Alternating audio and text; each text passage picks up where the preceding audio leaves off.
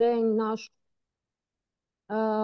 14-го Львівського міжнародного бібліотечного форуму. І я маю велику честь представити зараз нашого ключового спікера.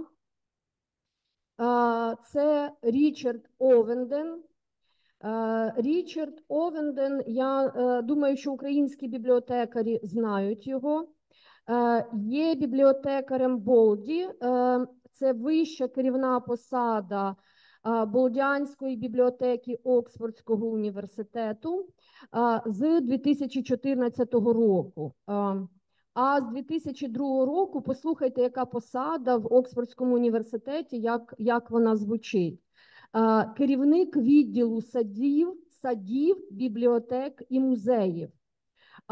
До цього Річард також обіймав посади в бібліотеці Даремського університету, бібліотеці Палати лордів, Національній бібліотеці Шотландії та Единбурзькому університеті. Річард має дуже високу нагороду урядову Великої Британії, це орден Британської імперії, який він отримав у 2019 році. І окрім того, це така офіційна частина про Річарда, його професійна біографія. Річард також є президентом коаліції зі збереження цифрових даних, має стипендії Королівського історичного товариства, Товариства антикварів та Единбурзького королівського товариства, а також був обраний до Американського філософського товариства та Американської академії мистецтв і наук. У 2024 році Даремський університет присвоює йому звання почесного доктора літератури. Що цінно дуже для нас зараз, і, напевно, те, як знає українська бібліотечна спільнота, також цю сторону біографії Річарда. Річард багато пише про бібліотеки, про архіви і про інформаційний менеджмент, і була опублікована монографія авторства Річарда про шотландського фотографа 19 століття Джона Томпсона. Також Річард був співредактором величезного бібліотечного каталогу 17 століття Самюела Джіка, співредактором збірки есеїв на честь письменника та редактора Крістофера Толкіна.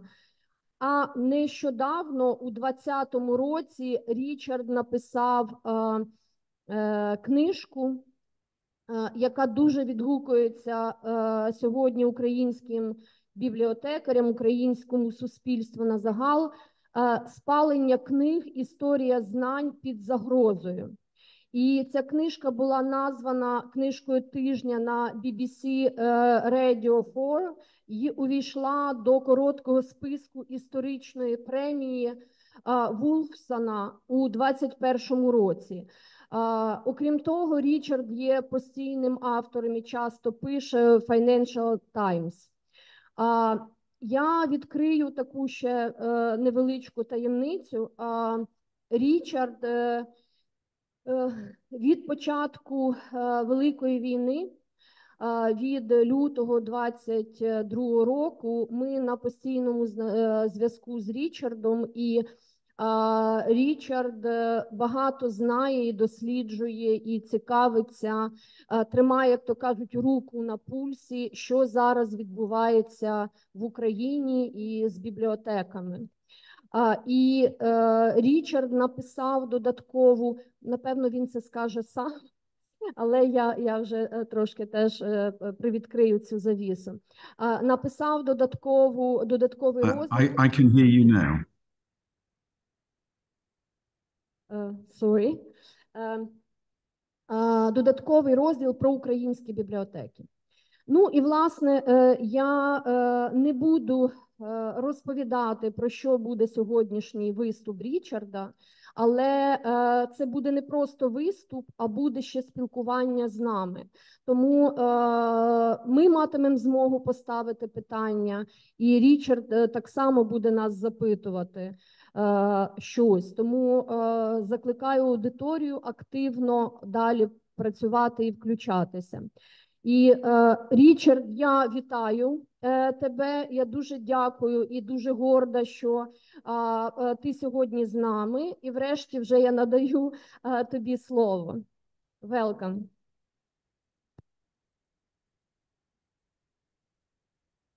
Okay, thank you very much, Oksana. That's very kind introduction.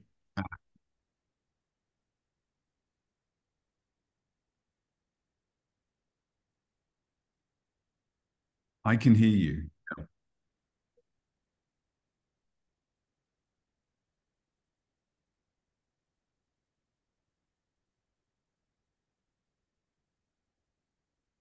Okay.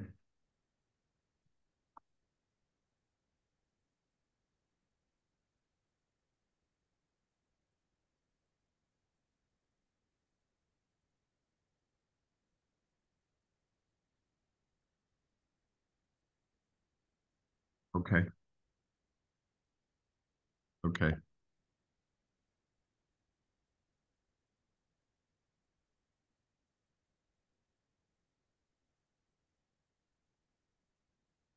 Okay.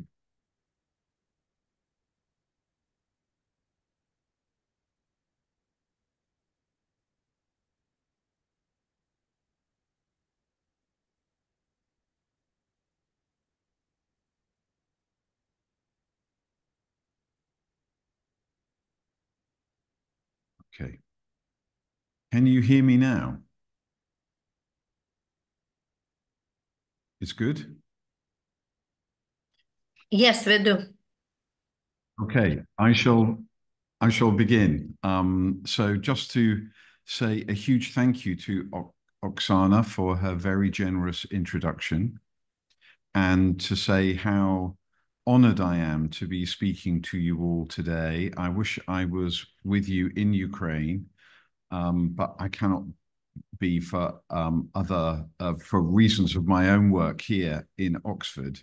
But I feel for the situation you will find yourselves in very deeply, and I am proud to be associated with your organization and with the library community in Ukraine very much indeed, and very pleased to meet you all, even though I can only see a few of you on my screen.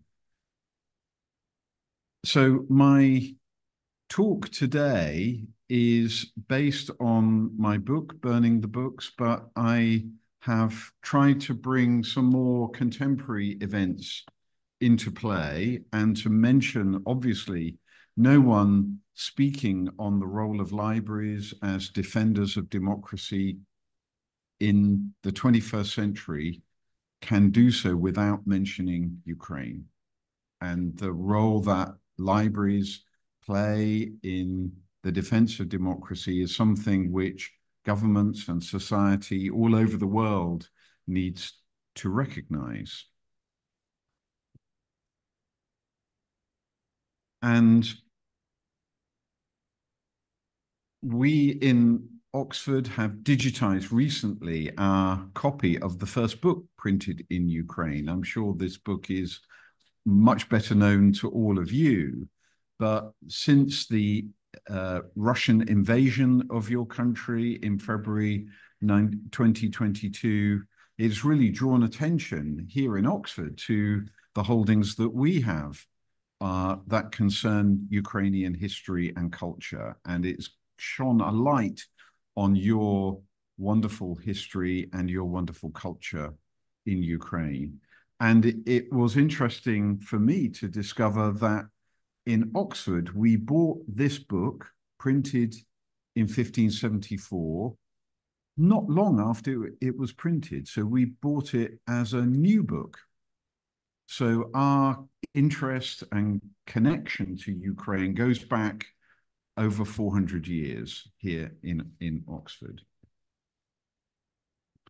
And Oksana has shared this slide with me, which I don't need you to be, I don't need to remind you about it.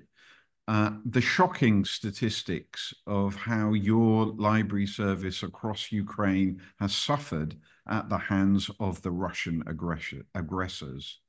And it just shows how important your libraries are to your communities in Ukraine, that the Russians chose libraries to target, to destroy. It shows how important you are to your society, I think.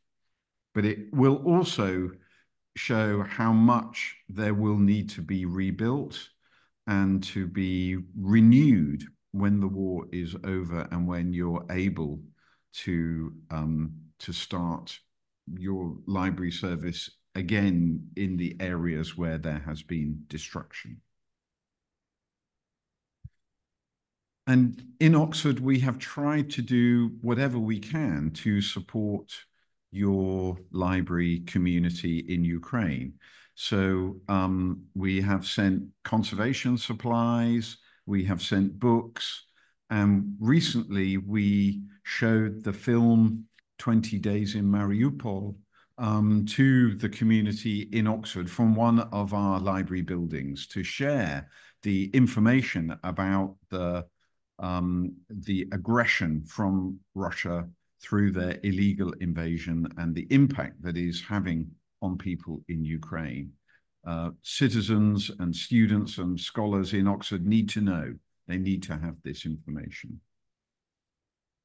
And I think one of the most moving slides that Oksana shared with me was about the role that libraries play beyond just providing information to support their communities, but turning library basements into bomb shelters is, I think, a paradigm, an ideal example of how you are redefining the role that libraries play in support of their communities.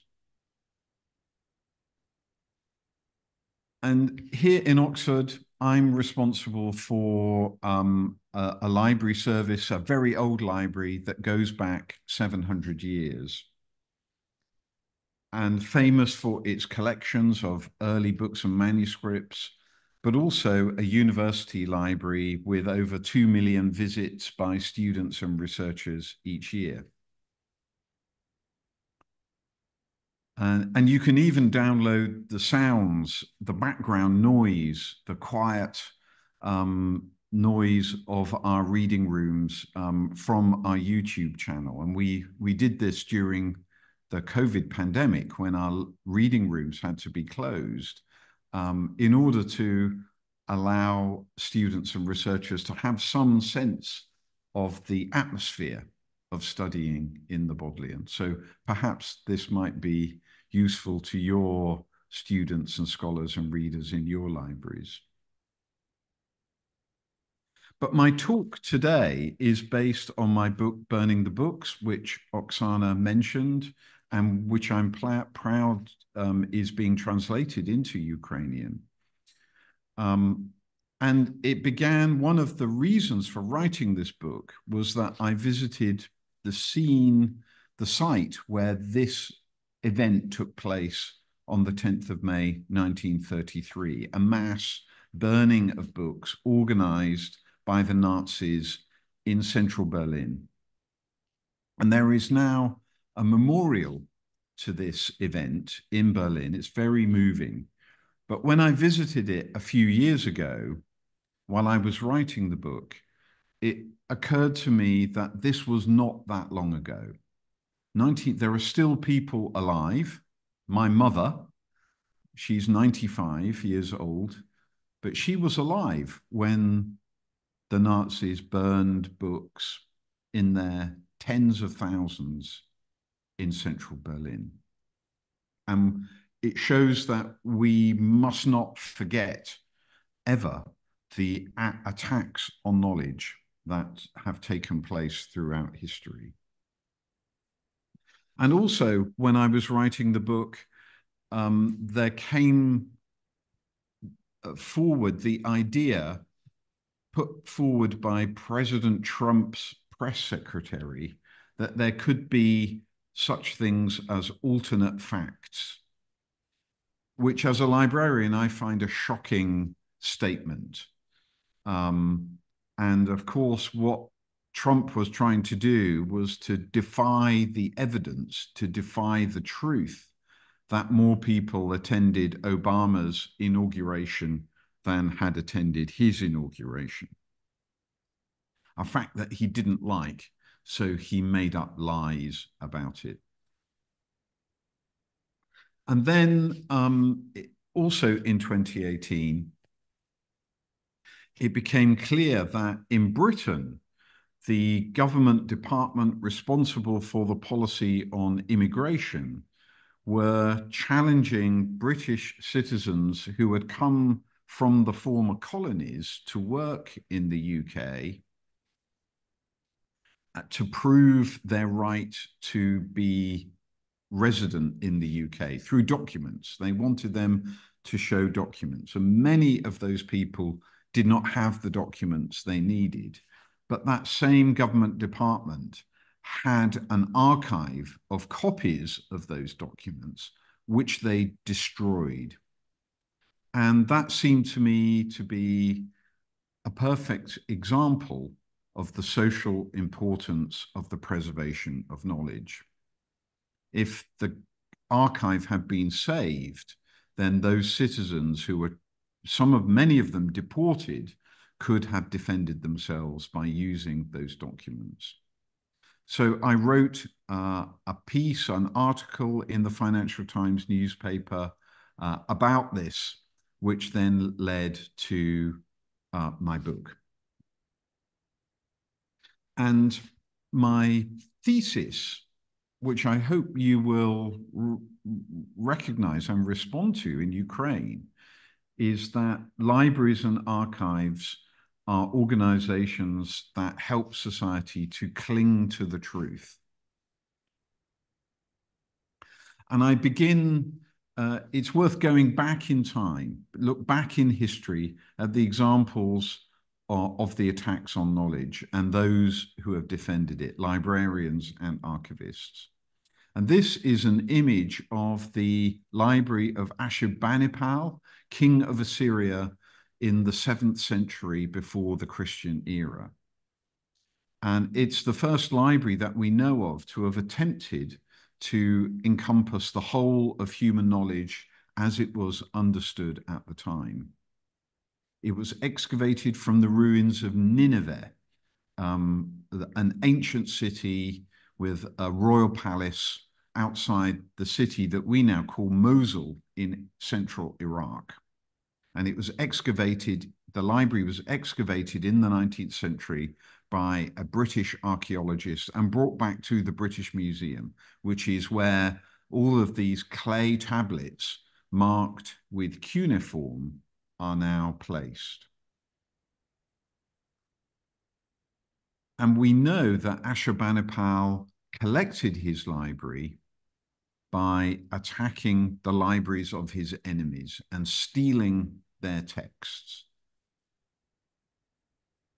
And by doing this, it emphasizes the idea that knowledge is power.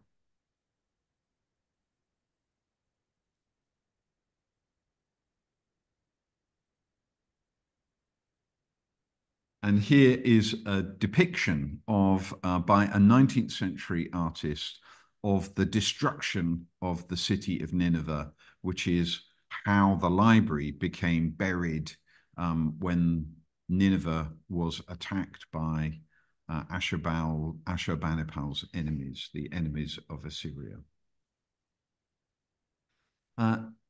In the Bodleian, we have a link to the greatest library of the ancient world, the Library of Alexandria. And this link is a manuscript that is the oldest surviving copy of the Elements of Geometry written by the ancient Greek writer Euclid. And Euclid wrote that book, now considered the foundational text of modern mathematics, in the Library of Alexandria. The ancient myth is that the library was destroyed by a single fire, a deliberate attack on the library in ancient times. But we know that this was not true. What modern scholars now believe is that the library suffered a slow decline over many centuries as it stopped being a priority of the royal power. It stopped being a symbol of prestige, and the scholars that surrounded the library were all dispersed.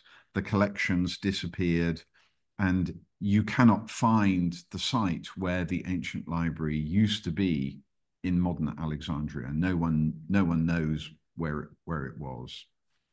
So that, to me, that is a lesson for our own times, that we must not neglect the funding of libraries, because we risk the loss of knowledge for our society. Here is a picture of what remains today of one of the greatest and richest monasteries from the medieval period in Britain, Glastonbury Abbey. I took this picture from the position where the library would have been in the Middle Ages. And we know something about the library before the Reformation of the 16th century, thanks to an archive which is now in the Bodleian Library, made by a man called John Leland, who visited Glastonbury in 1533 and left notes of the books that he saw there. And you can see on the left of the screen the page where he lists the books that he saw in the library of Glastonbury Abbey. And at the bottom, it's in Latin, and at the bottom of the list, it mentions one book, the Grammatica Uticis Liber Olim Sancti Dunstani. That's in Latin, but it means the book owned by Saint Dunstan. And on the right of your screen, you can see a picture of that book, which is a survivor and is now in the library in Oxford, in my library. And it's one of only 60 books that survive from the ancient library of Glastonbury, which must have had at least 2,000 books at the time of the Reformation in the 16th century, when King Henry VIII dissolved the monasteries and took the power of the church away from the Pope, and he made himself the head of the church. And he gathered all of the wealth of the monasteries, including their libraries, some of which came into the Royal Library, but most of them were destroyed. And the same thing happened in Oxford, where the original university library was begun in the year 1320, so more than 700 years ago, and moved in the 15th century to a new library room, which I hope some of you will have the chance to come and see in Oxford. I hope you will be able to visit me and to see the ancient library which survives. But the books in this room that you can see on your screen were mostly destroyed in the middle of the 16th century. Only 11 of perhaps 500 or 600 survive to this day. And many of the books from the old library were torn up and their pages used as scraps to strengthen the bindings of the new technology of printed books. And you can see some on the screen. But the destruction of the library in Oxford prompted an act of renewal. and rebuilding. And this was undertaken by Sir Thomas Bodley, who you can see a painting of on your screen. He had been educated at Oxford, had become a wealthy businessman and an ambassador in the court of Elizabeth I. He traveled to Europe, leading a diplomatic mission. And he retired back to Oxford and devoted his own wealth, his own energy, and his own network to restore and rebuild the library that had been destroyed in 1550. And it reopened in 1602 as the public library of the University of Oxford. And the new library that Sir Thomas Bodley established had a strong focus on the preservation of knowledge because of the experience of the destruction of the previous generations. So the idea I want to share with you is that these moments of destruction bring about in society a renewal of the passion and commitment to preserve knowledge. And I see this in all of the work that you do in Ukraine today, which needs to be celebrated and supported. And there's one example of how the act of renewal becomes part of the culture of a library. So shortly after the Bodleian was founded, the poet John Milton became a fan of the library. He was a great,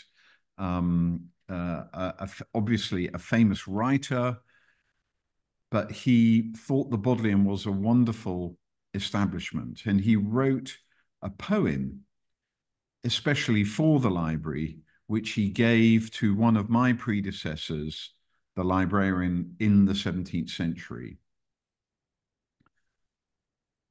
But in the 1660s, when the monarchy was re-established, Milton had died by this time, his books were ordered to be burned by the king. And my predecessor, the 5th librarian, I am the 25th, refused to give the precious volume up and hid it at great risk to himself. I'd like to move forward now in time to the 19th century, to an episode in history that has been forgotten somewhat. And this episode was when British armed forces invaded the United States in 1812. And in 1814, an army led by Admiral Cockburn, who you can see on the screen, laid siege to Washington, D.C. And you can see in the back of the engraving that he was famous, this man, Admiral Cockburn, who led the British army. He was famous for the burning of Washington. We even have an eyewitness account of the burning of Washington, which began with the burning of the Library of Congress, which had been founded in 1800. And this eyewitness, who was called George Gleig, said, "It did not stop here. A noble library, several printing offices, and all the national archives were likewise committed to the flames, which no doubt the property of government might better have been spared." So even he recognized that the destruction of the library was something that they regretted. And the Library of Congress was situated in the only stone-built building in the city, the Capitol building, which housed the Congress, but also the office of the President and the Library of Congress. And the building was seized by British forces, and the library was set fire and was destroyed, and the whole building went up in flames. And you can see the smoke stains from the windows. And news of the burning of the library reached Thomas Jefferson, who had been one of the first presidents and who had retired to his estate in Virginia called Monticello. And he had the largest private library in the United States. And he wrote a letter to a Washington newspaper in 1814 expressing outrage at the barbarity of the British and offering to replace the lost library of 5,000 books from his own collection. And eventually, Congress agreed to buy the books from him, and the Library of Congress was reborn from the ashes of the old library. A century later, in 1914, German troops marched through neutral Belgium and occupied the ancient city of Louvain, now known as Leuven. In August of that year, they set fire to the university library with collections that served both the academic needs of the university, but which were also a national collection of manuscripts and early books, part of the cultural heritage of Belgium that had only become independent 80 years before. The news of the burning of the Library of Louvain was an international outrage, with the story being covered by newspapers across the globe. It even resulted in a special clause in the Treaty of Versailles, making the German people replace the lost books.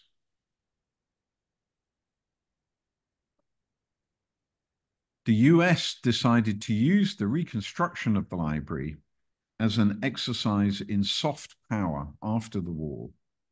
And here is a sketch of the new library designed by an American architect. And you can see the motto just in the bottom of the screen, which says, "Destroyed by Germany, 1914, restored by America, 1922. So this is how the Americans tried to exercise power, by paying for the library to be rebuilt. But in fact, it took the Americans much longer to raise the funds to finish the restored library, during which time the Belgians did not want to upset their German neighbors by emphasizing that the library had been destroyed by Germany. Eventually, the library was rebuilt, but sadly, it was destroyed a second time by the Germans again in 1940, and was eventually restored a second time in 1950. And you can visit the twice rebuilt library in Leuven, a symbol of the determination to maintain a library as a storehouse of knowledge for their community. I'd like to move forward to the period of the Second World War, to the Holocaust, and to move to the city of Vilna, or Vilnius in Lithuania, a city full of libraries and archives, many associated with the Jewish community, which was itself famous for its learned rabbis, such as the Vilna Gaon.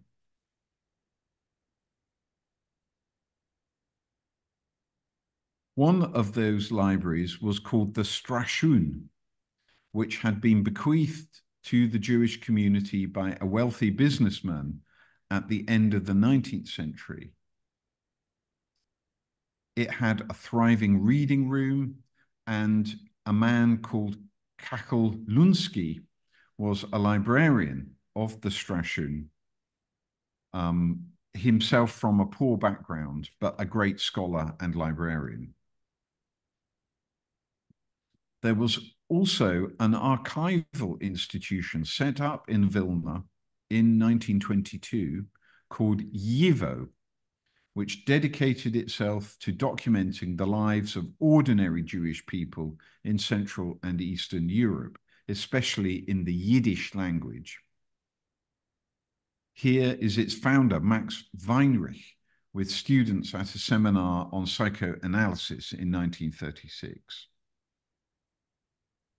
YIVO collected documents such as diaries, music hall posters, and even patient medical records.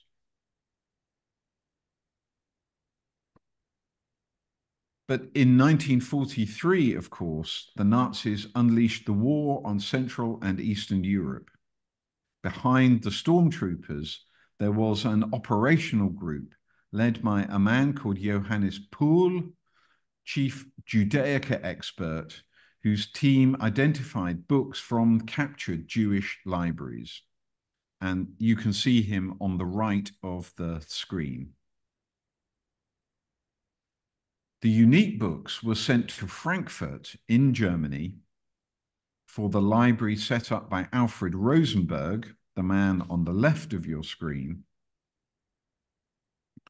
who was one of the architects of Nazi anti-Semitism and had established a kind of perverted research institute in Frankfurt for the study of the Jewish question. And so the books from these captured libraries were either sent to Frankfurt, to another country, or they were sent for destruction. And Jewish librarians and scholars were identified in the Vilna ghetto and forced at gunpoint to sort through the collections of the Strashun Library and the YIVO archive. The books were either sent for destruction or sent to Frankfurt to Rosenberg's institute. And this must have been a terrible thing for the Jewish librarians to have to do, to sort through the collections that they had built up and protected over the years. These librarians became known as the Paper Brigade, and they decided to save as much of these books and documents as they could. They hid documents in their clothes and smuggled them back into the ghetto each day, risking their own lives in order to save the books and documents of their community. At the same time, similar motivation to save the documents of a whole community were happening in other cities occupied by the Nazis. In Warsaw, there was a group led by Emanuel Ringelblum. Here you can see him on the left of your screen, and his group was called Oyneg Shabes in Yiddish. And they hid the documents from the Warsaw ghetto in metal containers and milk canisters, and hid them in the hope that they would be recovered after the war, which 2 of the 3 caches of documents have been rediscovered. So the books that were stolen by the Nazis and sent to the Frankfurt Institute were recovered by American troops in 1945. And there began a long process to return the stolen books to the rightful owners. And a small branch of the YIVO Institute had been established in New York just before the war.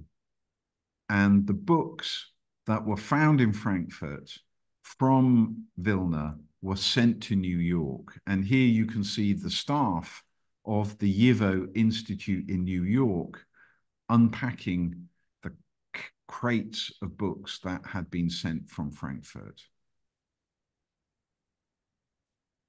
Now, the books that had been hidden in the ghetto in Vilna by the Paper Brigade were recovered when the Nazis were pushed out of Vilna in 1944. But the books then were considered anti-communist, and the Soviet forces then ordered the books to be destroyed again, even though they had been saved from destruction by the Nazis. And this time, these books were saved by a Lithuanian librarian called Antanas Ulpis. And he rescued the books from the paper mills and hid them in an outpost of the National Library of Lithuania in a former church, even hiding documents in the organ pipes of the church.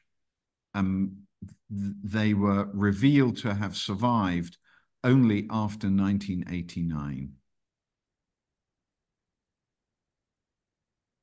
And today they are being digitized by the YIVO Institute in New York, working with the National Library of Lithuania. In more recent times, knowledge has been destroyed and targeted on many occasions. On the screen, you can see a picture of the National and University Library of Bosnia, which was targeted by Serb aggressors in 1992, August 1992, where they attacked the National Library with incendiary shells. No other buildings were targeted that day. They were deliberately trying to destroy the library. And even librarians who tried to save books from the burning building were attacked by Serb snipers. And one of them was murdered by Serb snipers on that day. And here you can see torn and desecrated religious books and manuscripts found inside a village mosque in Kosovo at the end of the 1990s. And during the 1990s in Bosnia and Kosovo, libraries were targeted many, many times. And eventually, Slobodan Milosevic and Ratlan Mladic were arrested and tried in the International War Crimes Tribunal in The Hague. And part of their indictment was for the attack on libraries, the destruction of libraries.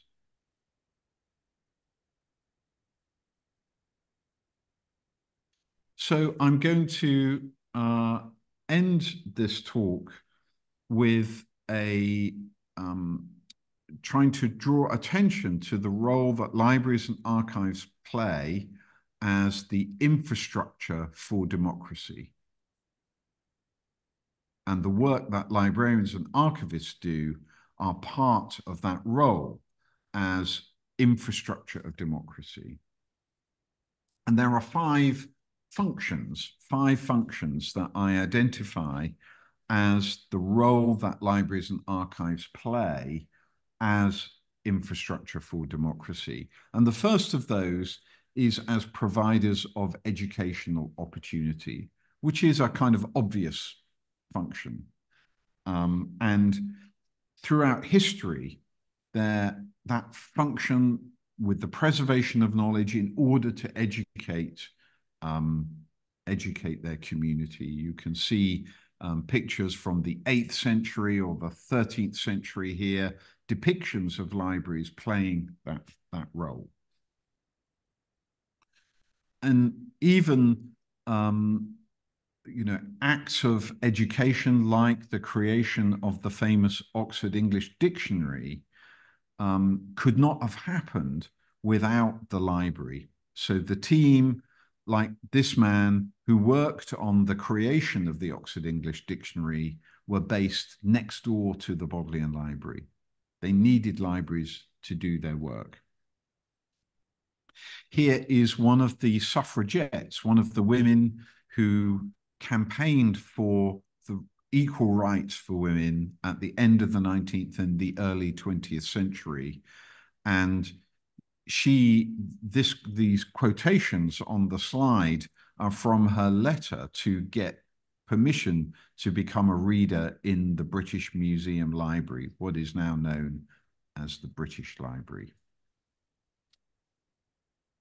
She needed information on the employment of women.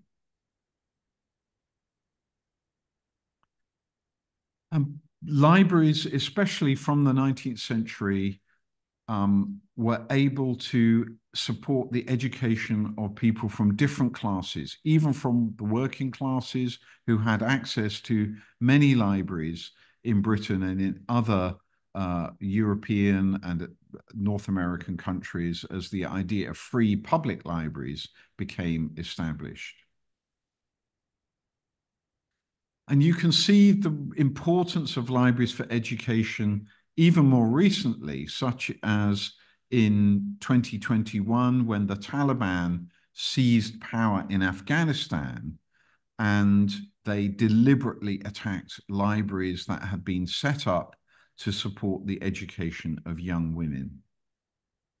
And they closed the university libraries and generally targeted libraries. And I have written about this again for the Financial Times.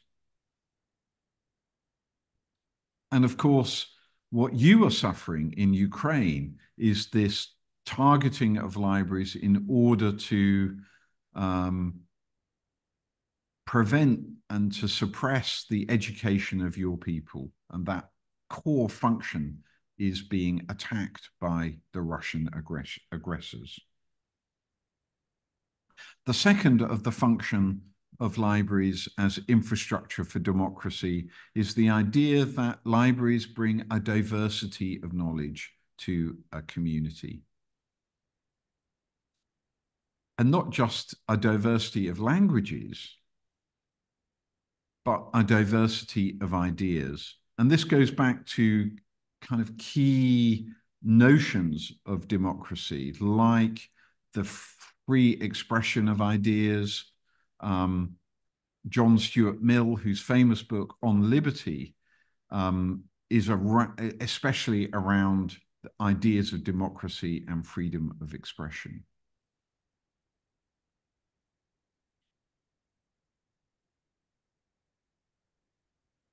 A healthy democracy needs its citizens to have access to knowledge of different kinds, different ideas. And we can see in America at the moment, in many states, where that role of libraries in providing a range of ideas and opinions and knowledge is being attacked by extreme right-wing opinion, trying to suppress the ability of libraries to perform their core function. But libraries are organizing and defending themselves against book banning, raising money for legal, the fees of lawyers.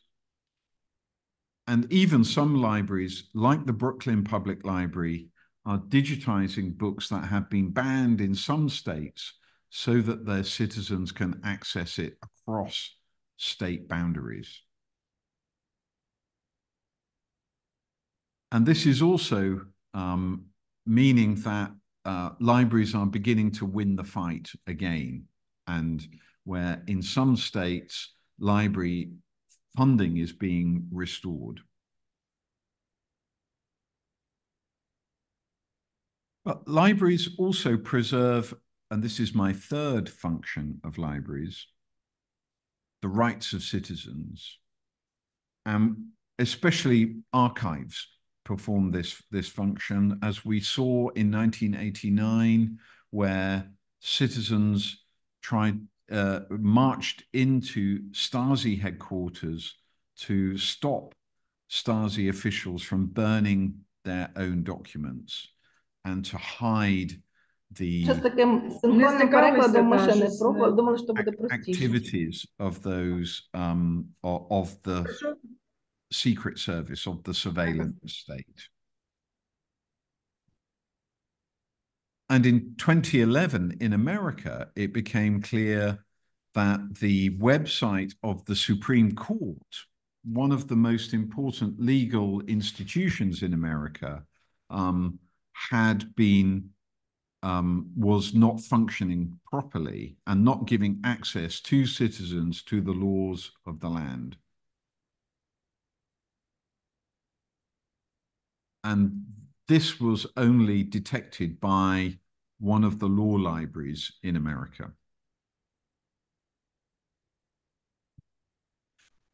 The fourth of my 5 functions is that libraries and archives are reference points for facts and truth.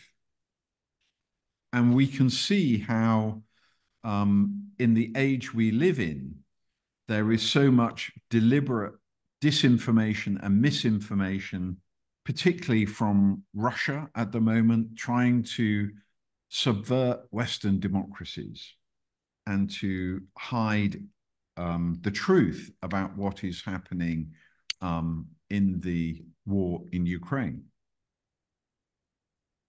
But libraries are places of trusted knowledge, and where state actors like Russia are trying to use social media, it's important that libraries and archives are preserving social media so that the evidence of their misinformation is kept. And of course, companies like Facebook do not have archival functions in their business model.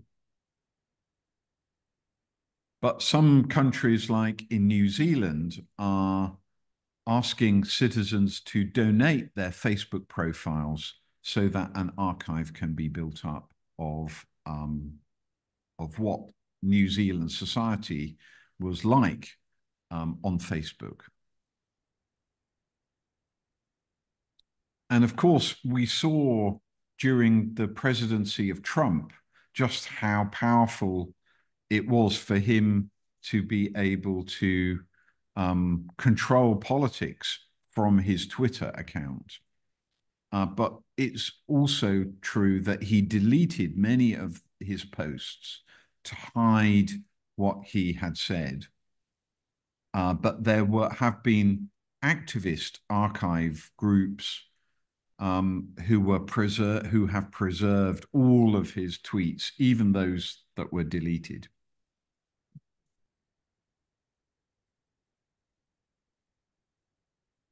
And it goes back to me, it takes us back to George Orwell and his famous book 1984, the idea that the past must be preserved in order to preserve the truth.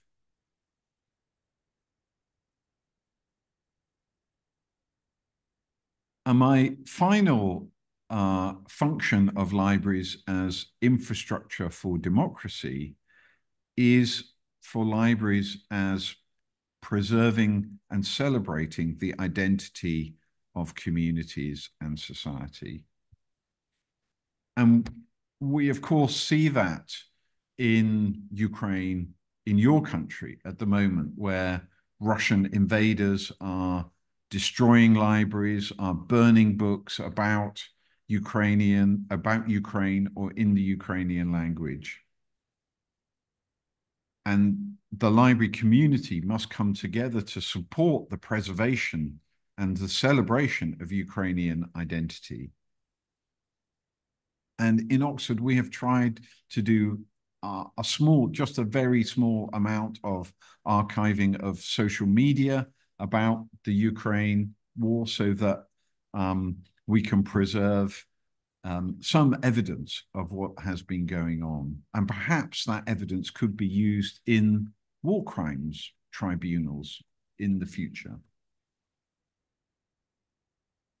And I wrote a little piece in the Atlantic magazine with help from many friends in Ukraine about the attack on Ukrainian memory by Putin and the Russian invaders attacking libraries and archives.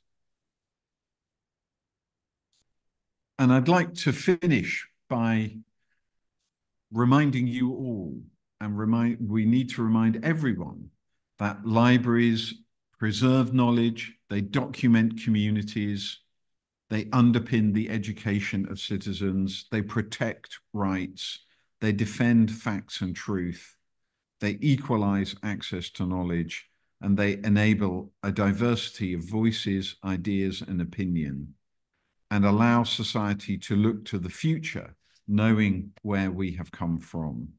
And the work that you are doing to support your community through preserving knowledge, through creating specialist services, and by being librarians and archivists, show that you are the infrastructure of democracy in Ukraine and the infrastructure of freedom itself.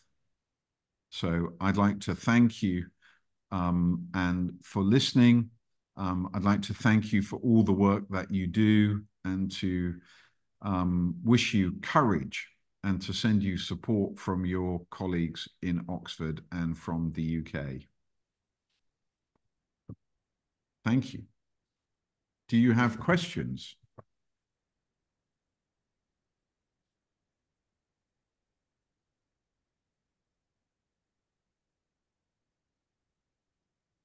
Дякуємо, Річарде, дуже за твій виступ зараз.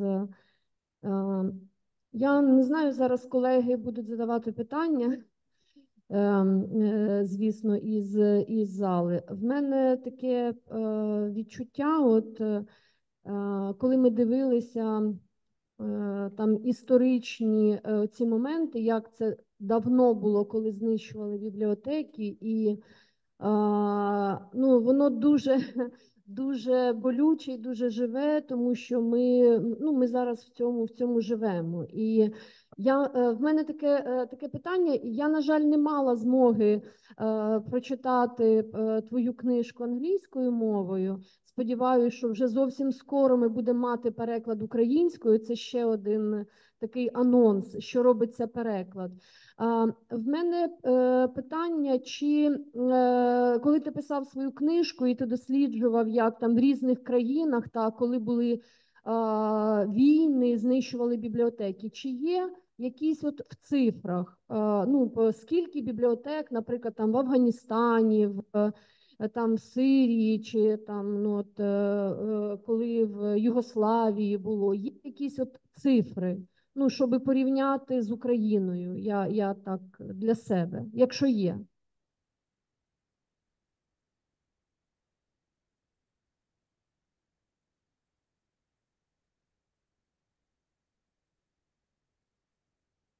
I think that's quite a difficult thing to do. I haven't done the statistical analysis, but it's very significant. I mean, I think the number of libraries destroyed in Ukraine or damaged is very significant. It must be approaching the scale of destruction in World War II.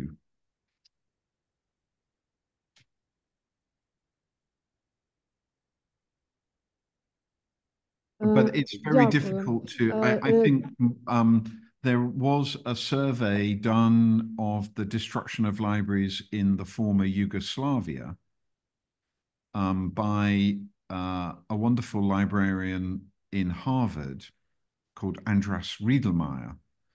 And it took him a number of years to do the survey properly, and he was funded by UNESCO to do that work.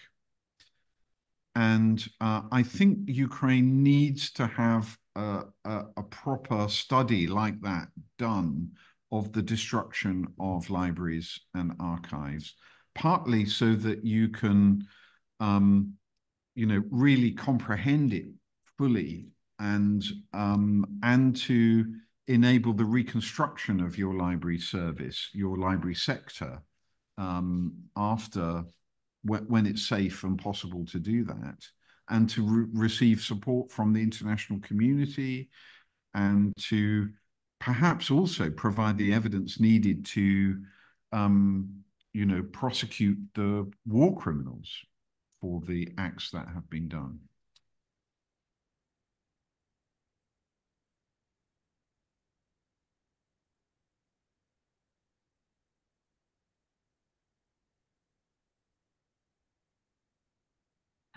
Дякую дуже. Я хочу просто наголосити вже, що Національна бібліотека імені Ярослава Мудрого проводить такі дослідження по публічних бібліотеках, і вже кілька ітерацій цього дослідження було. Можливо, Світлана Кравченко. Світлана, може скажеш кілька слів про це дослідження? Це дослідження ми проводимо з початку війни, але воно стосується тільки територій, які знаходяться на підконтрольній території. Території, які окуповані, на жаль, ми не можемо говорити про втрати.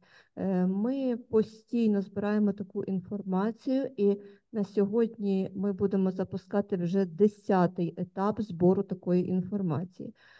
Повинна сказати, що із того, що ми маємо, повністю зруйновані, це абсолютно знищені до фундаменту бібліотеки, їх 175, але дуже багато зруйновані частково, зруйнований бібліотечний фонд, але все це у відкритому доступі, і на сайті нашої бібліотеки з цими даними можна ознайомитися.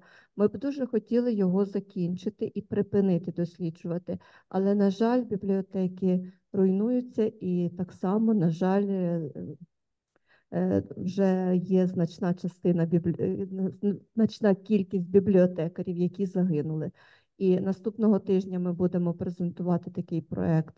Це книга пам'яті, це буде стосуватися саме наших колег, які загинули під час війни. Наші дані з приводу руйнування бібліотек стосуються тільки мережі публічних бібліотек. Спеціальні бібліотеки, на жаль, ми не маємо таких даних, але разом із школами руйнується багато бібліотек, і маємо дані, що університетських бібліотек також зруйнована значна частина. Дякую. Дякую. Там є, кажуть в чаті, запитання. Люда Гурєєва, якщо можеш, будь ласка, з чату питання чи коментарі Річарду прочитай. А нам тут можна вивести на екран, щоб ми побачили, що там за питання?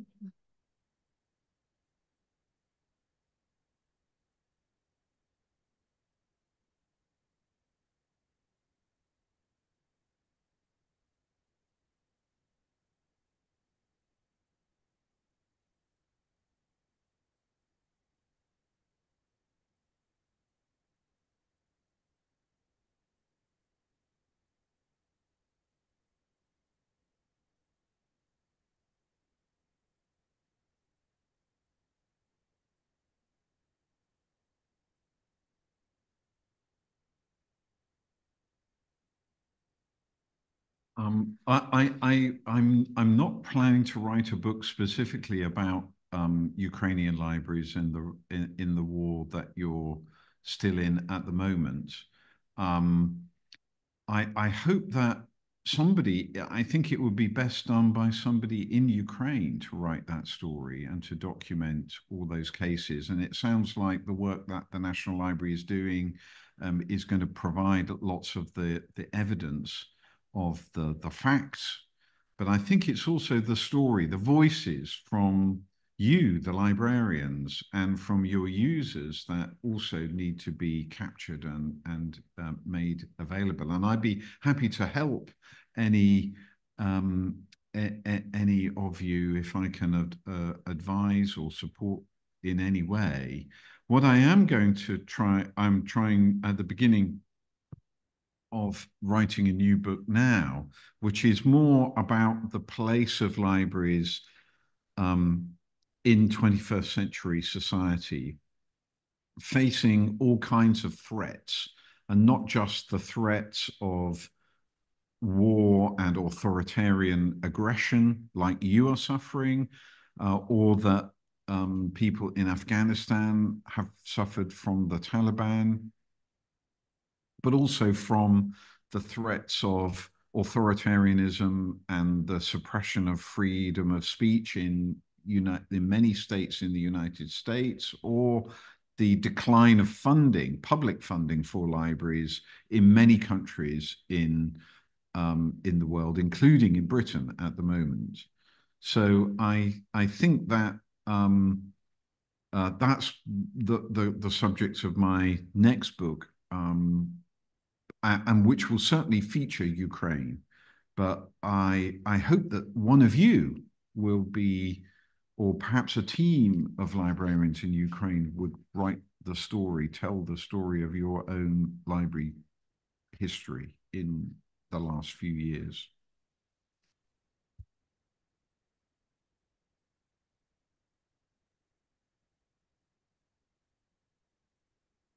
Людмила там говорить Річарду.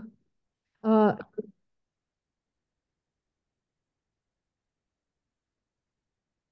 так.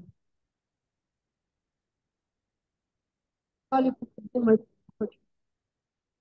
що хтось хоче задати, поки Людмила читає питання із чату.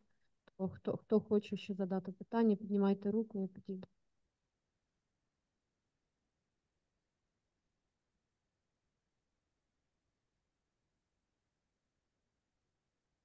І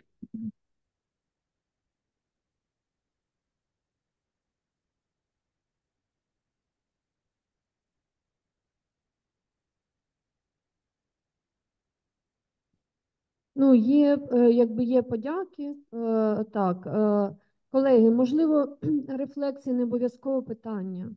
Ну, прошу, хто хоче щось фідбек дати на цей виступ.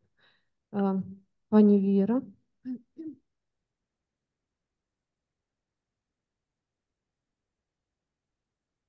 Добрий день, дякую дуже за презентацію. У мене син історик, і для мене це було дуже ще раз актуалізувало, що це історії не 30 років, не 300 років, а історія такої війни. І оце, власне, питання до вас, як до людини, яка досліджувала. Що це таке? Те, що бібліотекарі зберігають знання, і те, що постійно відновлюється, це наше природнє прагнення всіх, хто в цій залі.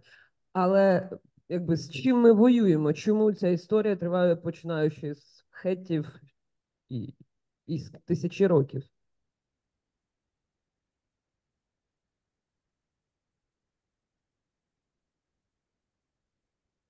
Well, that is a very good question. I think it's really at the heart of everything. And I think it's, there have been different motivations for the destruction of knowledge and the attacks on libraries over the millennia. But I think at the heart of it is the idea that knowledge is power, and that you can empower a community by providing them with knowledge and knowledge services like you do every day in a library. But by suppressing that power of libraries, you are suppressing the health of a society, that you are weakening society's ability to educate itself, to be open, to be to have different ideas, to be a vibrant community. And for some, for authoritarian power who try to control society, one of the ways of doing that is by controlling knowledge. And that is why, for me, the link between libraries and democracy is so strong. And why the work that you do is so critical for the protection of democracy and for freedom itself, because you are empowering your community with ideas, knowledge, facts, truth, all of those things And I don't think, I'm sad to say that I don't think the attacks on libraries will ever stop, because there are always people who wish to control others and to do that by force. And that will always mean that libraries and archives will be attacked. And so we see, even in the time since I first published my book 4 years ago, there have been so many incidents of the attacks on knowledge. This is not going to go away, I'm afraid. And why? But I think it's evidence that the work that we do in libraries and the work that you do is so important. And I hope that you take strength from it, because you wouldn't be attacked if you weren't doing something that is vital. You weren't doing something that Putin wants to stop.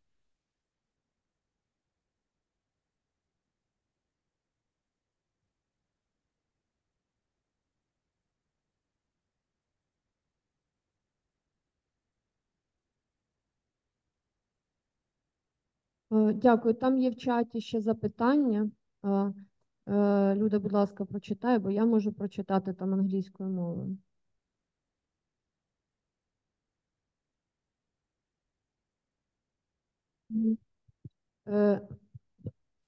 Тут є, значить, питання до Річарда щодо того,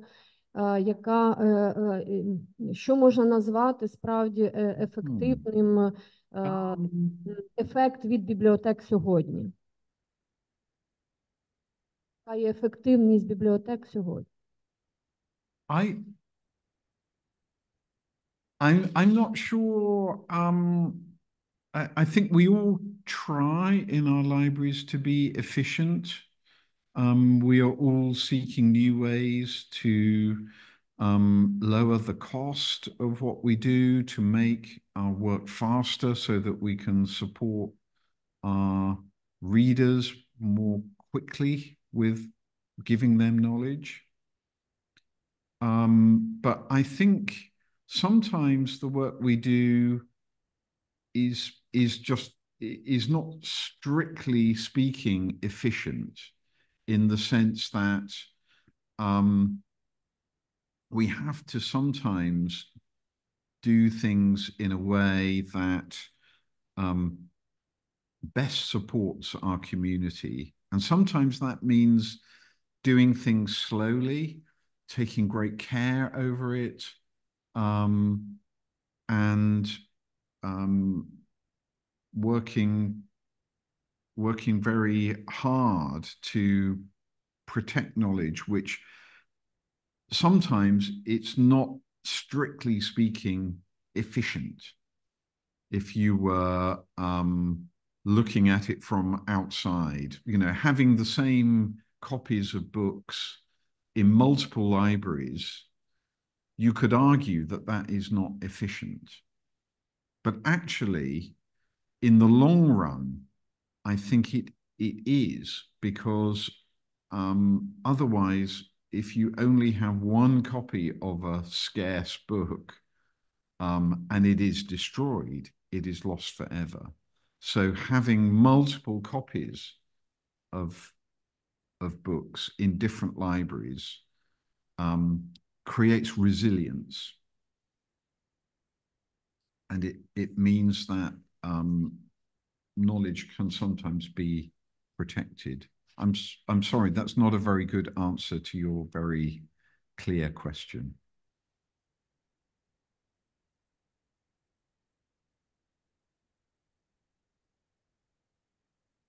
Я тут зачитаю деякі коментарі, які є в чаті. Тут Ханна, Ханна, я сподіваюся, ви отримали відповідь на своє питання. Надія Мазур щодо того, що, на жаль, сьогодні уряди, державні, державна влада і місцева влада в багатьох країнах переважно зацікавлена лише в бібліотечній статистиці. І це, що роль, це є роль бібліотек в суспільстві, саме як бібліотечна статистика. Ну, я сподіваюся, Річард зараз відреагує, але це бібліотечна статистика, це ж не просто цифри.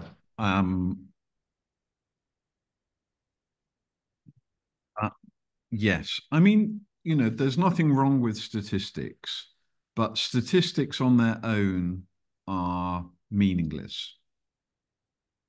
It's the stories that we have to tell. So we need more than just statistics. We need the stories, the impact of our library on people's lives, young and old, from every walk of life. They are what we need to go alongside the statistics. They are what make the numbers come to life and mean something. So you must capture the stories, and we must tell the stories in compelling ways and use statistics as well. Use them for ourselves carefully and cleverly, with intelligence, but they must go alongside the stories, and we must get better and better at explaining the impact of what we do, and to explain that impact, that importance for our communities, by showing what happens perhaps when we lose a library. And you have got plenty of examples, I'm sad to say, of that.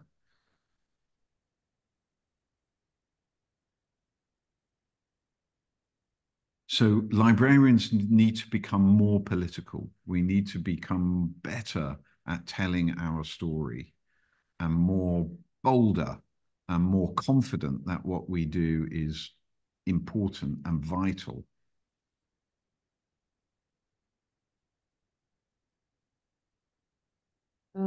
Дякую дуже. Я про статистику ще, вибачте. У нас в перший день ключовий спікер сказав таку фразу, що зараз в Україні, ну, напевно, може, і не тільки в Україні, є поклоніння числівникам. От, власне, це про статистику.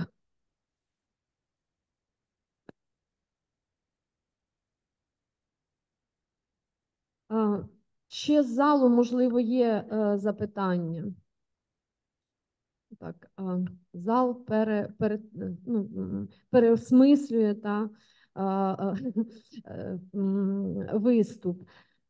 Я ще таку думку хочу тоді висловити, і я чогось думаю, що я зараз, коли це скажу, кожен, хто сидить в залі, кожен, хто на екрані, українці так точно, покивають всередині себе головою з тим, що вони згодяться. Коли Річард висловив таку думку, що в багатьох країнах, коли бібліотеки були знищені, суспільство об'єднувалось, це ставало ідеєю суспільного об'єднання, щоб відновити бібліотеки. І в Україні дуже багато зараз зруйнованих бібліотек, і ми не знаємо, скільки ще буде зруйновано, на жаль. І дуже хотілося б, щоб це стало теж такою ідеєю, яка об'єднає суспільство, державу, коли буде відновлення України. Це от дуже важливо, і ми всі зробимо максимум для того, щоб це сталося. Я дякую за цю думку. Вона десь якби була в нас всередині, але от коли Річард сказав, воно прям так якось викристалізувало, що ця суспільна ідея, як об'єднавча, та, що об'єднає суспільство, це дуже важливо. Друзі, Якщо в аудиторії більше запитань немає, то, Річард, я знаю, ти хотів поставити запитання до аудиторії. Може, ми тоді розпочнемо цю сесію твоїх запитань до аудиторії.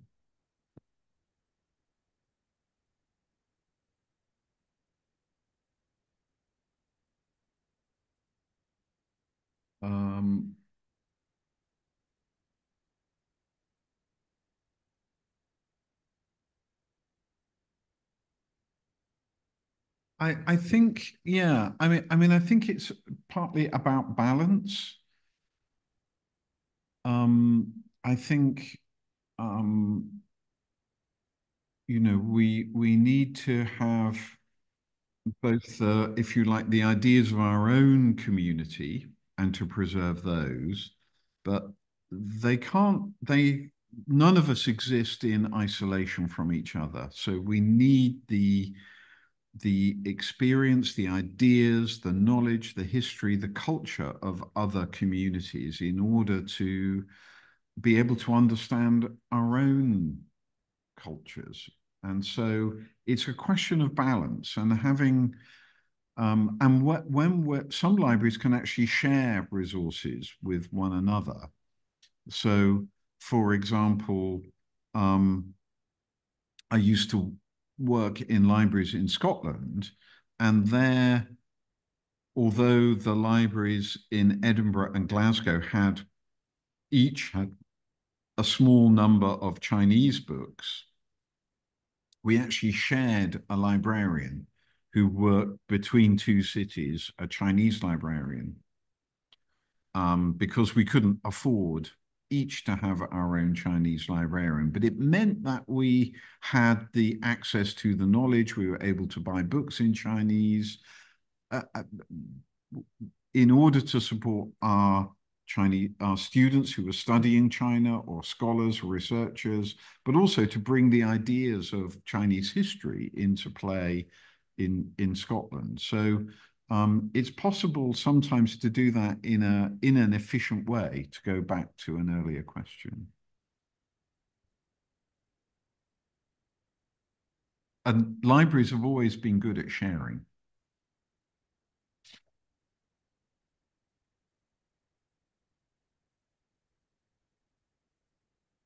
Дякую. Тоді, Людмила, мабуть, не чула, ще раз повторю.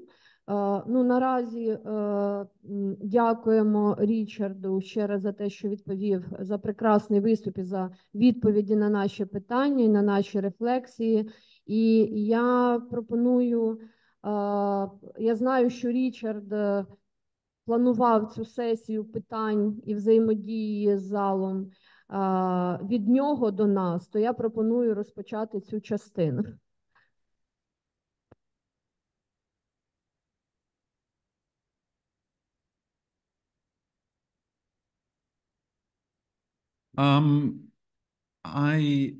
I think one question I have for you is, what would you most like us in, say, in the UK? What would be most helpful for us to be able to do to support you?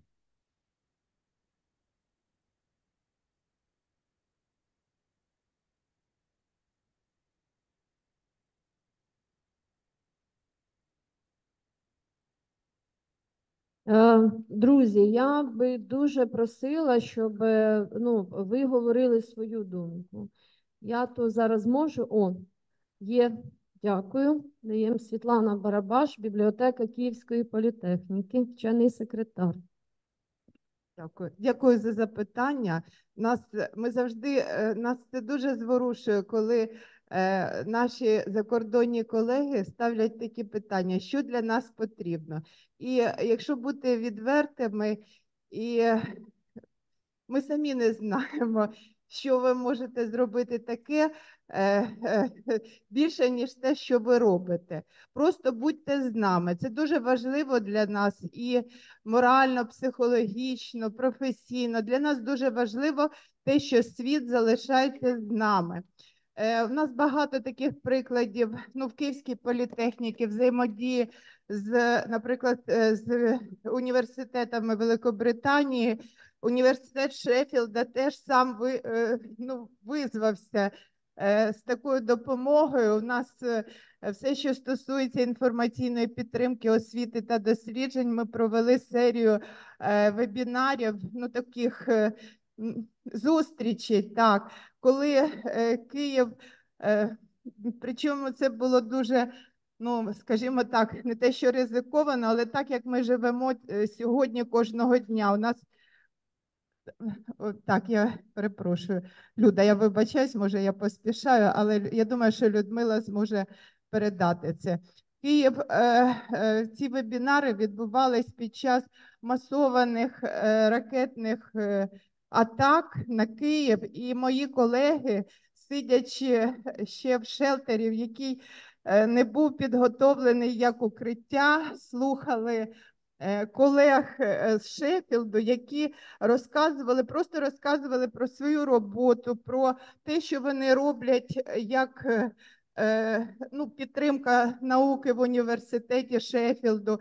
І навіть оцей момент, що ми розуміємо, що нам хочуть передати свій досвід, своє знання, те, що є у них, воно було дуже зворушливе, і це було дуже підтримуюче психологічно.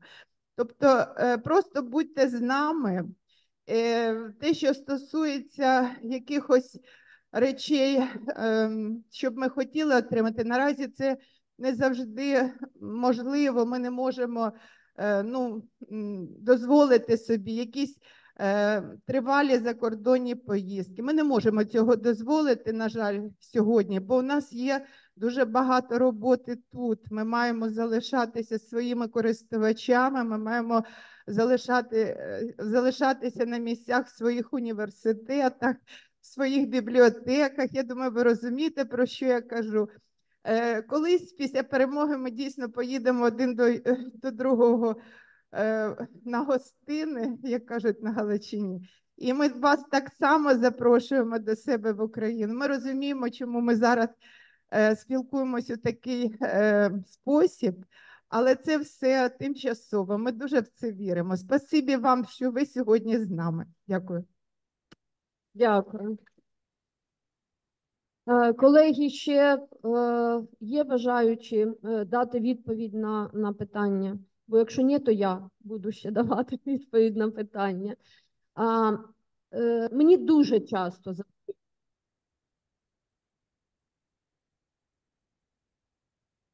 та, будь ласка, пані Алло, прошу.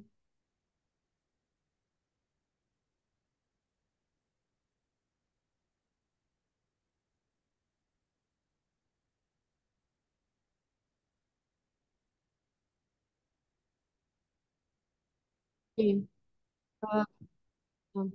Добре, тоді я.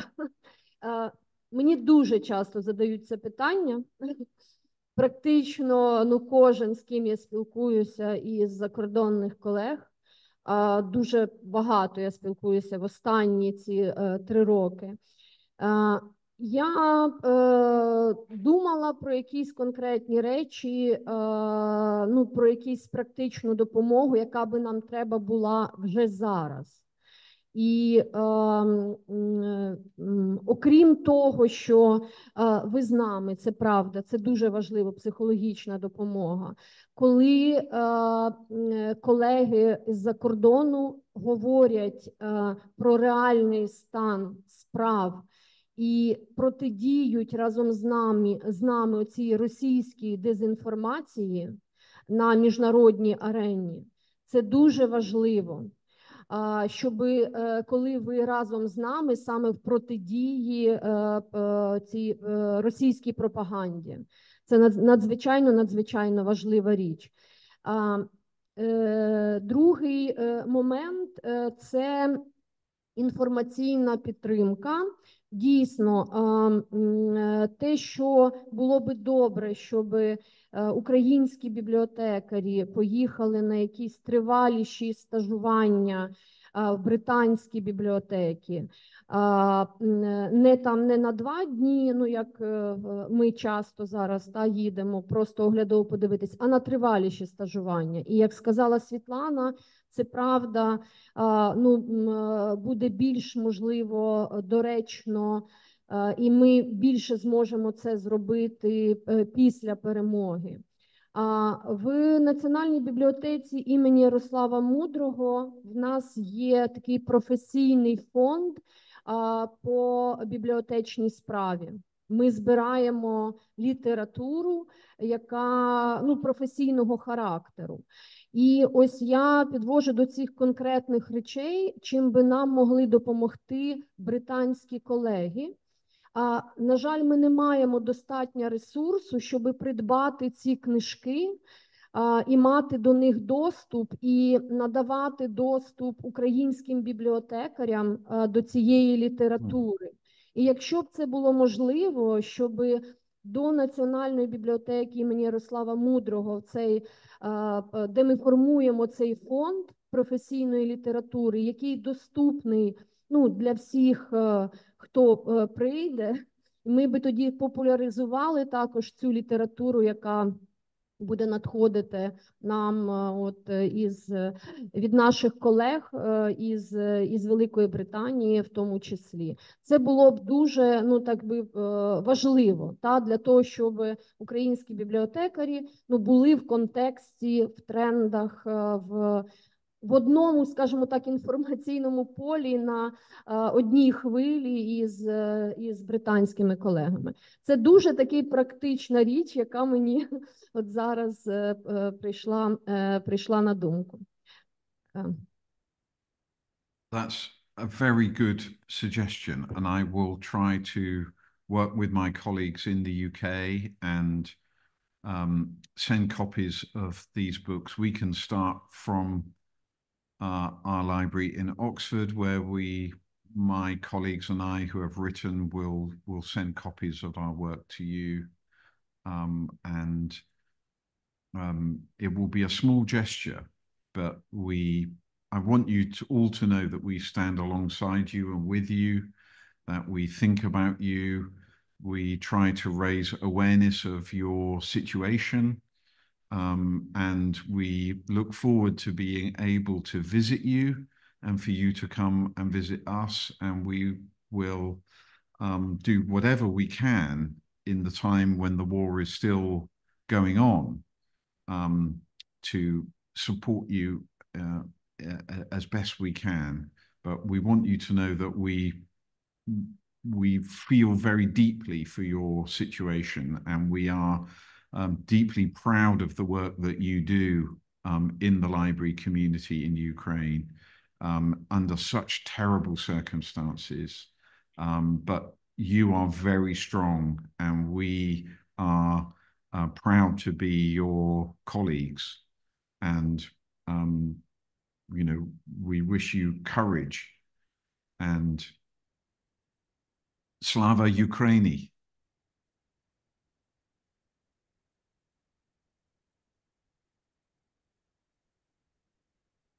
Знаєте, чим, я думаю, зі мною теж погодяться, великий плюс українців, що ми можемо бути такими по-здоровому наглими. Якщо сказали, чим допомогти, то ми попросимо, чим допомогти. Справа в тому, що буквально вчора вночі ввечері опублікували анонс, те, що дійсно корисно британцям. І дуже дякую за питання, те, що казала пані Оксана про протидію пропаганді, особливо те, що бібліотекарі і діячі культури роблять в Україні. Ми не можемо фізично бути присутніми за кордоном, і дуже важко протидіяти цьому за кордоном. І вчора вийшов подкаст Ukrainian World, це український філософ Володимир Єрмоленко з Іриною Батуревич, співзасновницею Читомо, записали англійською подкаст про Ukrainian non-fiction books, what is available in English. Тобто це те, що можна одразу поширювати, і там дуже круті книжки, про які вони говорять: Мехет, Зарембо, Меліна, Казарін. Тобто це саме нонфікшн, котрий, власне, виступає про російсько-українську війну, котрий виступає протидією пропаганді, і це той інструмент, коли вже людям, які хочуть підтримати інформаційно, не треба нічого самим моніторити, шукати, читати ці книжки. Це півгодинний подкаст, який можна послухати і розуміти, що український нонфікшн, особливо перекладений вже англійською.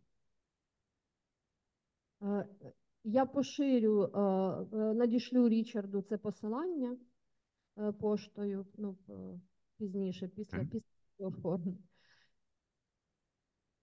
Колеги, якщо ще можливо, ну, я тоді, може, ще скажу один приклад, чим можна допомогти. Можливо, не прямо зараз це, я теж, ну, так розумію. Я думаю, що буде багато грантових пропозицій і від Європейського Союзу, в тому числі, напевно, від інших якихось фондів благодійних на відновлення України. В Україну будуть іти ці пропозиції. І якщо британські колеги стануть нашими партнерами і будуть ініціювати, ну, допоможуть нам, скажімо так, в написанні цих грантових пропозицій, будуть нам партнерами, то це теж дуже допоможе нам.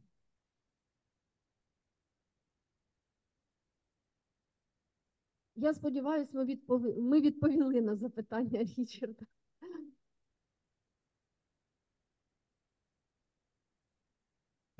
I've written that one down as well. So I think that's a very good idea. I'm sure many of my colleagues would be very keen to help you with grant applications. And I think what better cause could there be?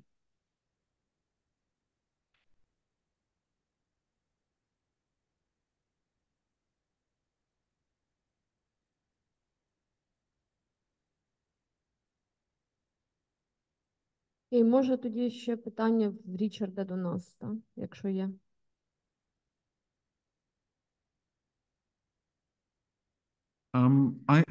I think my other question is around your profession, and are you able to have new colleagues come and work in the library profession at the moment? You know, are you able to do training and so on? I mean, obviously, your conference is part of your development of your staff, but are you still hiring new librarians? Є тут директори бібліотек, які готові поділитися досвідом от прямо конкретних бібліотек. Бо я про досвід Української бібліотечної асоціації розкажу, як ми навчаємо, а про те, чи приходять. Ну, я, напевно, так узагальню із того, що знаю. Ситуація із тим, хто зараз і скільки нас працює в бібліотеках, вона дуже складна. Тому що багато українців виїхало за кордон, і серед них так само є бібліотекарі, і це в переважній більшості. Ну, тобто значна частина бібліотекарів, які виїхали і зараз також навіть працюють в закордонних бібліотеках, це ті бібліотекарі, які професійно, ну, мають високий рівень професійний.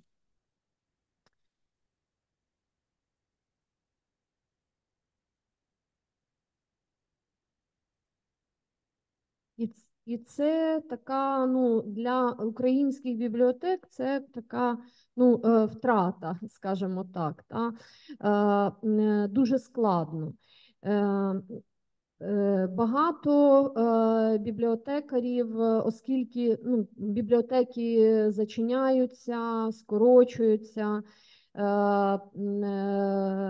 штати бібліотек, то ну, є такий відтік, скажімо, бібліотечних кадрів. Але я зараз дам слово ще раз Світлані Кравченко. Національна бібліотека імені Ярослава Мудрого якраз зробила дослідження щодо цього.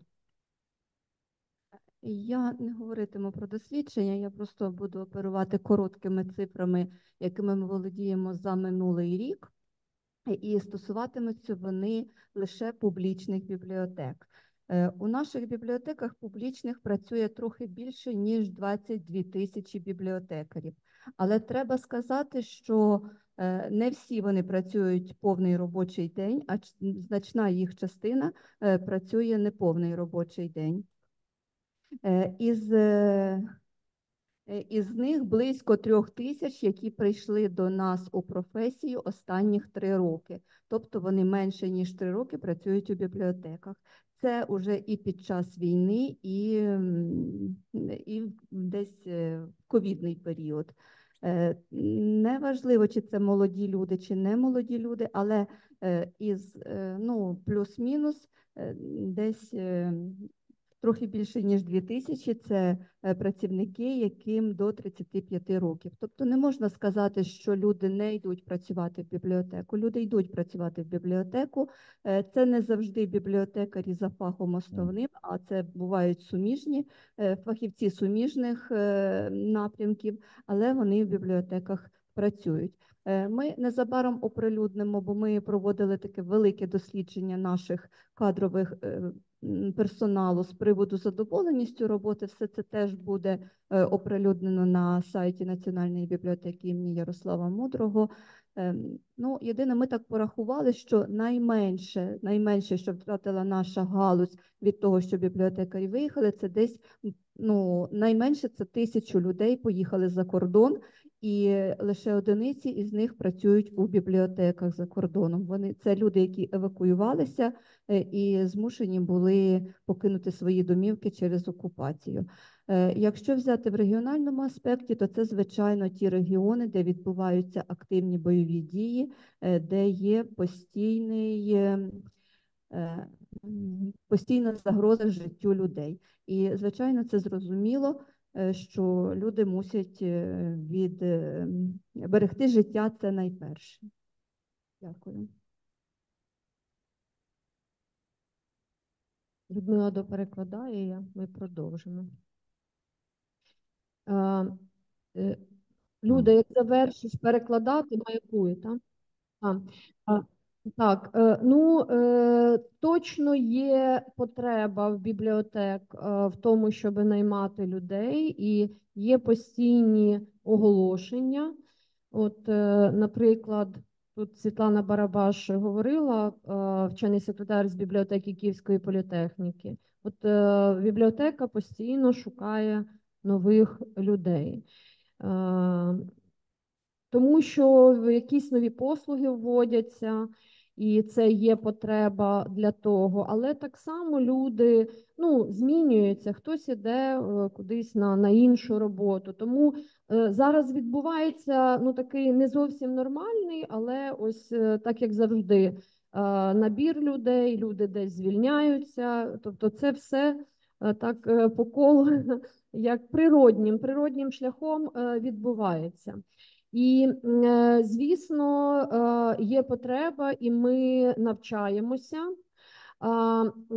Є ті речі, які дуже актуальні не лише от зараз в війну стали, а були актуальними і до того, і навчання бібліотекарів проходять постійно. Наприклад, цей проект, про який ми вчора говорили, бібліотеки як хаби цифрової освіти.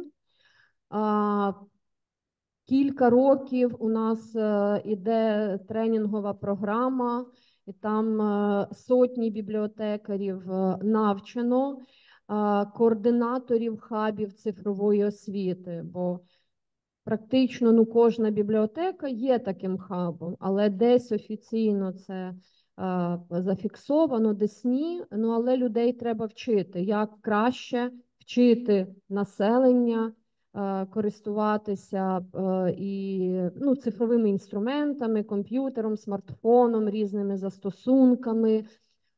Потім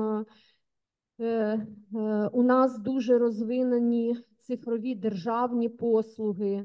Напевно, може ще в Фінляндії на такому рівні, не знаю, але тут Україна так попереду багатьох країн. І бібліотекарі вчать так само людей, але ж бібліотекарям треба вчитись. Тому навчання постійно бібліотекарів відбувається. І кілька таких, щороку кілька проєктів, які веде Українська бібліотечна асоціація, Бібліотечна країна, благодійний фонд. Це стосується саме навчання бібліотекарів. Різних актуальних питань. Наприклад, безпека в бібліотеках, те, про що сьогодні Річард говорив, із Гьоте-інститутом Українська бібліотечна асоціація, теж тренінгову програму для бібліотекарів і посібник, відповідно, як в бібліотеці організувати укриття і як в цьому укритті, як організовувати обслуговування. Зараз той проєкт, який здійснює Бібліотечна країна, це про здорові бібліотеки, це як бібліотеки стають такими теж центрами популяризації здорового способу життя, і так далі. Про те, як, тобто в нас є нові виклики, які з війною ще посилилися.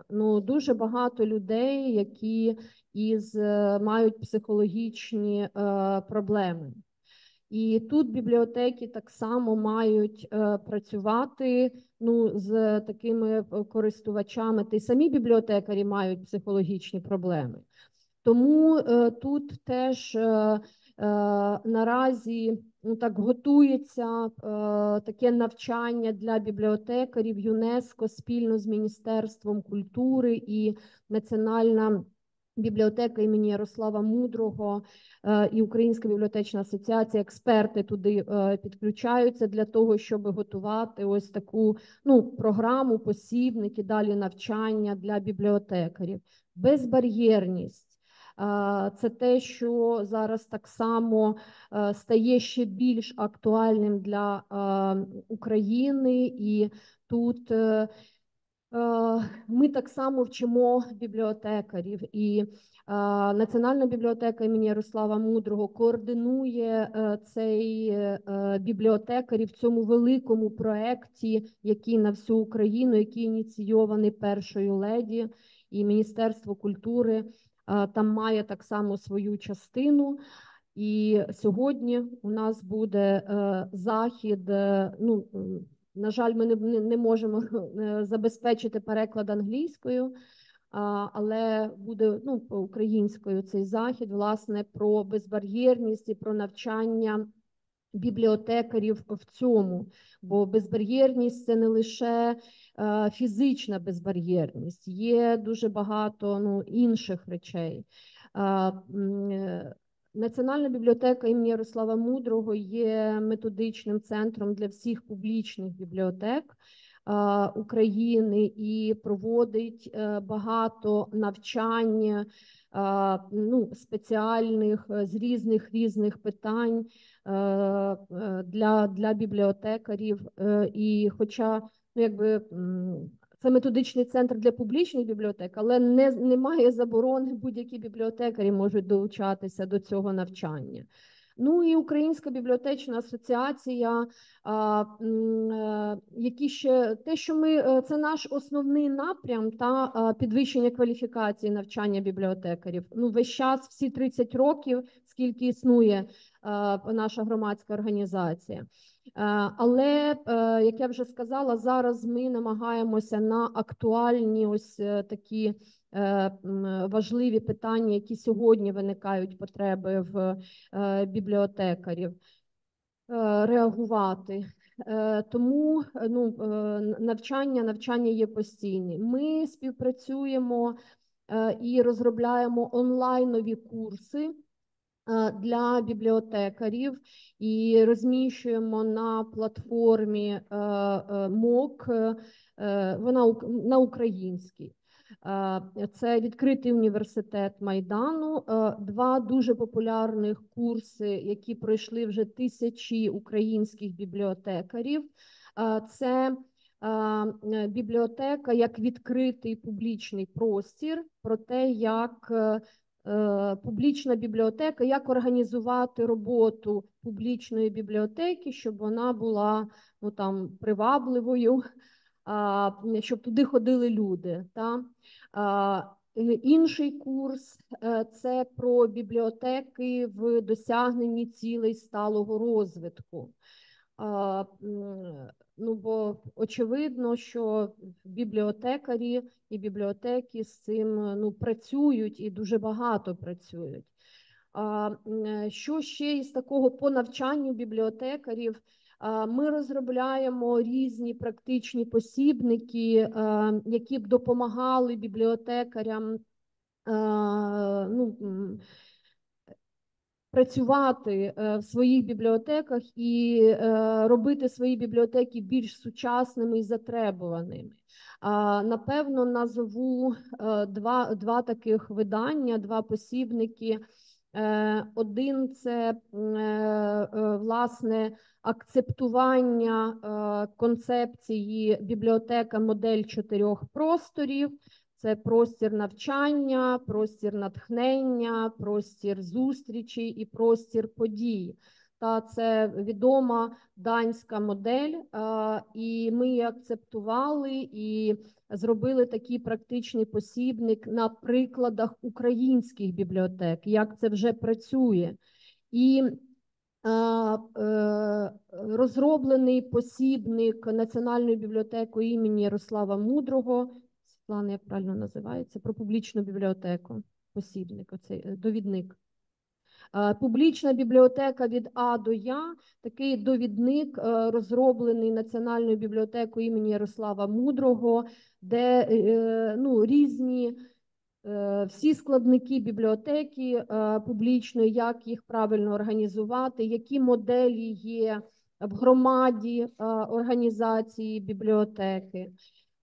І ще, напевно, назву той напрям, який теж дуже важливий для бібліотек і завжди, і сьогодні, і той практичний посібник, який ми переклали просто з англійської мови в Українській бібліотечній асоціації, і по ньому далі навчання проводиться бібліотекарів, це дизайн мислення для бібліотекарів. Я зараз можу продовжувати іще перелік тих тем, за якими вчаться бібліотекарі. Бібліотекарі вчаться, українські люблять вчитися, і далі це нести в життя в свої бібліотеки. Колеги, якщо ще хтось хоче щось додати, то прошу.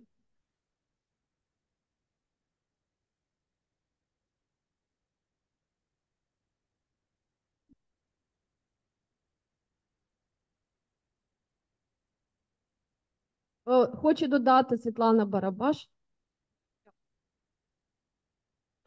Спасибо. Дякую. Я хотіла додати до сказаного. Отут в плані підвищення кваліфікації бібліотекарів, і не тільки підвищення кваліфікації, тут є момент такої можливої нашої спільної колаборації, підняття певних скилів бібліотекарів. Я про знання англійської мови додам. Так, ми про це завжди говорили, і ця потреба була завжди. Вільне володіння іноземною мовою, будь-якою, в першу чергу англійською, бо це мова науки, це мова культури, це мова, якою говорить весь світ, і так само вільно мають говорити бібліотекарі України. Тому в цьому контексті можлива навіть колаборація. Спілкуйтесь з нами, ми будемо говорити. to speak, one must speak. Або, як кажуть німці, zu sprachen muss man sprachen. Щоб говорити, треба говорити. Тому, якщо тому якщо бібліотекарі Британії змогли нам зробити якусь підтримку в цьому плані, ми були б дуже вдячні. Дякую. Дякую. І ще є один напрям дуже важливий, там, де навчання бібліотекарів, про який я не сказала, зараз скаже Тамара. That's a good idea. I like that idea.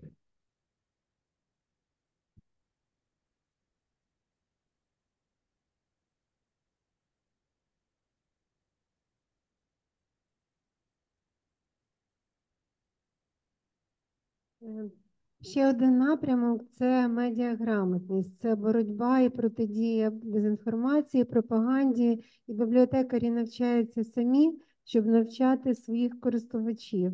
І зараз є спільні проекти з ІФЛА, це посібники, інтерактивні виставки, інтервенції, плакатів для того, щоб про цю тему говорити і доносити більш широкому колу.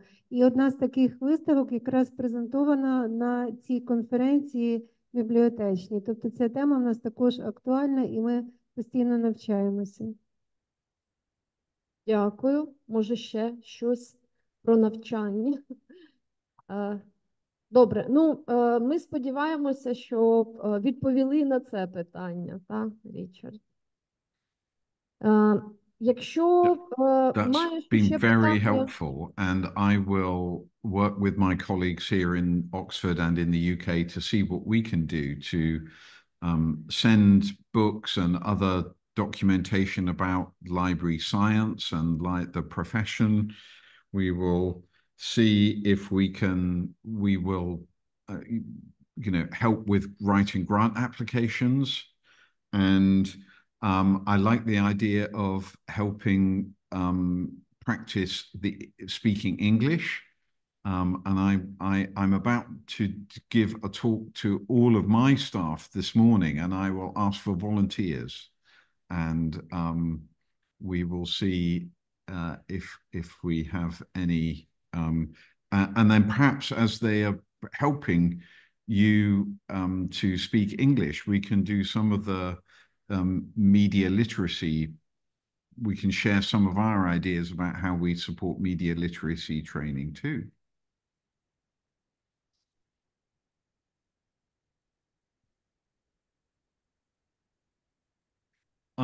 I'm afraid I have to leave you now. But it's been such a pleasure to spend a couple of hours with you. I wish I was there in person. And just to say how much, I admire the work that you do, and to send you courage.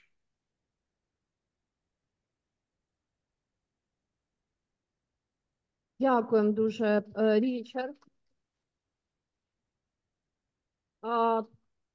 Ми дуже-дуже вдячні, що сьогодні мали змогу поспілкуватися з тобою і запрошуємо в Україну.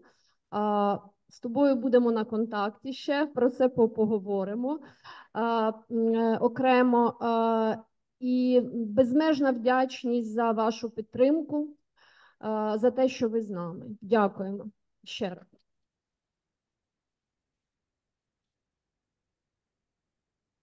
До зустрічі. Okay. And thank you to Ludmila for your wonderful translation. Друзі, ми завершуємо нашу першу частину. Хочу подякувати ще раз. Людмила Гурєєва була сьогодні нашим перекладачем.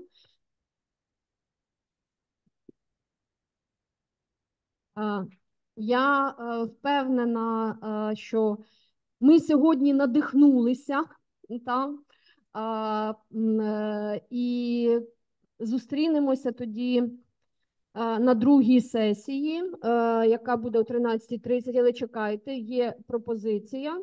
Тут, хто вчора бачив і сьогодні говорила, Віра Карасьова із Українського інституту книги, і хто із бібліотекарів хоче поспілкуватися. Ми будемо, тут буде така сесія перед початком другого нашого заходу та другої нашої частини. Ми там починаємо о 13:30, маємо 1,5 години. Приходьте на 13-ту сюди, хто хоче долучитися до такого брейнштормінгу, обговорення співпраці Українського інституту книги із бібліотекарями. Так що welcome, і зараз тоді в нас перерва. I would like to, but I have to go back to my job now.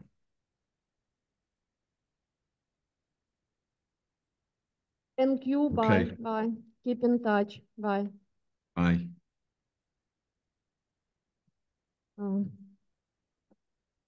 Тоді йдемо на обідню перерву і о 13:00 повертаємось, а о 13:30 у нас круглий стіл розуміння рівності вийти за межі. Світлана Кравченко буде модерувати.